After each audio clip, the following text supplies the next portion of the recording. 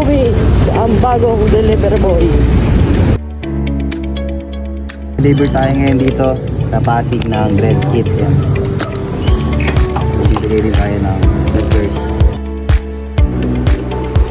Ito tayo ngayon sa pinakamagaling na tattoo artist sa Pilipinas. Uy, yung tumbler. Naiwan yung tablet. Hindi ko na pinalitan to ng ano.